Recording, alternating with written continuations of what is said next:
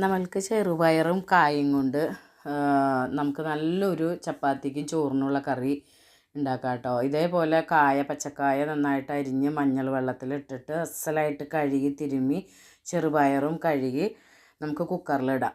അതിലിത്തിരി ഉപ്പ് വെള്ളം ഒഴിക്കുക കേട്ടോ. അത് കല്ലുപ്പ് ചാലിച്ച് വെച്ചിട്ടുള്ള വെള്ളം ഒഴിച്ച് വെച്ചിട്ടുള്ളതാണ്.